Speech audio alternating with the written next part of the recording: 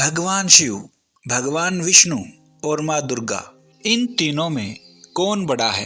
पुराने समय से यह बहस चली आ रही है कि देवी पुराण में देवी सबसे बड़ी, शिव पुराण में शिव सबसे बड़े और विष्णु पुराण में विष्णु सबसे बड़े।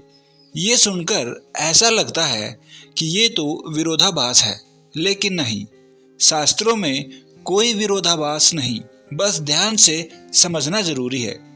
विरोधाभास इसलिए नहीं है क्योंकि भगवान शिव, देवी पार्वती, देवी लक्ष्मी, भगवान विष्णु आदि अलग नहीं, बल्कि एक ही परमात्मा के अलग अलग स्वरूप हैं। हमारे धर्म में परमात्मा के जिस भी नाम या रूप की स्तुति करते हैं, उसी रूप को सबसे श्रेष्ठ बता दिया जाता है।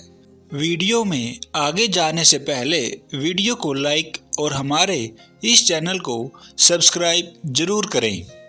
अगर हम बात शिव पुराण की करें तो शिव पुराण में देवों के देव महादेव को ही परमात्मा, परम सत्य परमेश्वर बताया गया है। वे ही कारणों के कारक हैं। सब देवी देवता उनके रूप हैं। सभी की उत्पत्ति उन्हीं महेश्वर से हुई है।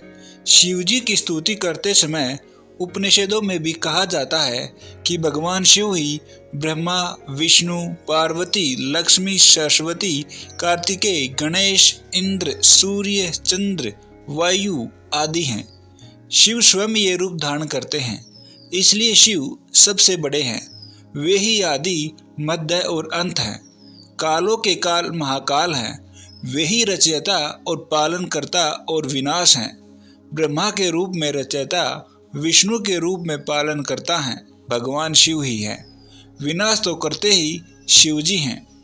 और वही अगर हम बात विष्णु पुराण की करें तो विष्णु पुराण में संसार के पालनहार नारायण अर्थात भगवान विष्णु को ही कारणों का कारण बताया गया है। श्री राम, श्री कृष्ण आदि रूप में स्वयं धरती पर आकर धर्म रक्षा और अधर्म का विनाश करते हैं। विष्णु की स्तुति करते समय उनको ही शिव, ब्रह्मा, लक्ष्मी, पार्वती, गणेश, कार्तिकेय, सरस्वती, इंद्र, सूर्य, चंद्र, वायु आदि बताया जाता है। वही पालनकर्ता होने के साथ रचयिता और विनाशक भी हैं। आदि, मध्य और अंत हैं, तो विष्णु श्रेष्ठ है। वही बात अगर देवी पुराण की करें तो देवी की स्तुति करते समय उन्हीं को ही श्रेष्ठ माना जाता है। यहाँ तक कि उनकी स्तुति करते समय कहा जाता है कि शक्ति के बिना शिव सब हैं। तो पार्वती जी की स्तुति करते समय उनको शिव जी से अधिक श्रेष्ठ बताया जाता है।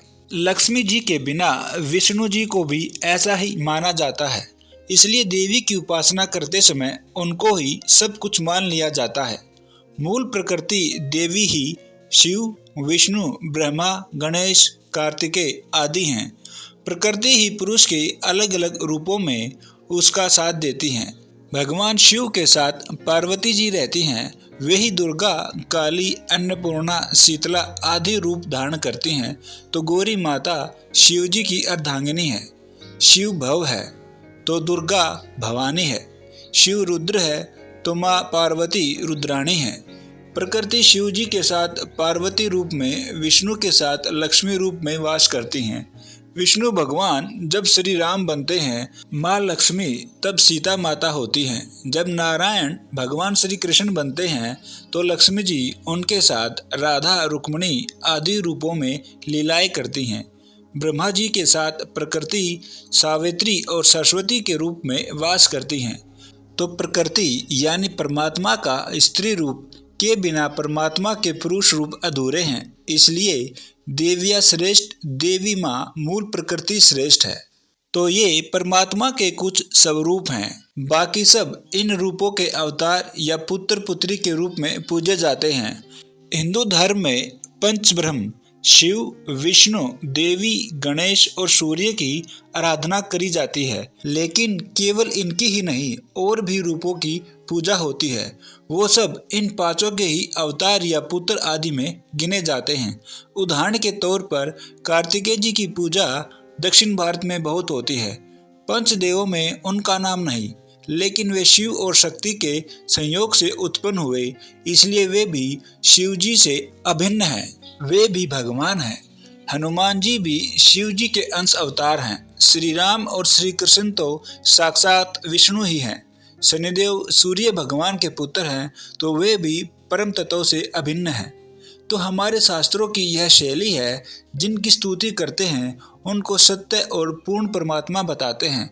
अब कुछ लोग कहते हैं कि अगर ईश्वर के इतने सारे रूप हैं तो किनकी आराधना करें। तो पंच ब्रह्मा की उपासना करते हुए एक इष्ट देव को जिनमें आपकी आस्था सबसे अधिक है उनको पूजिए और अन्य देवी देवताओं को उनके साथ में पूजिए। तो दोस्तों, अब आपको अच्छे से समझ में आ गया होगा कि सभी एक ही हैं, कोई बड़ा या छोटा नहीं है, सब एक ही हैं। आप जिसकी चाहें उसकी पूजा अर्चना कर सकते हैं।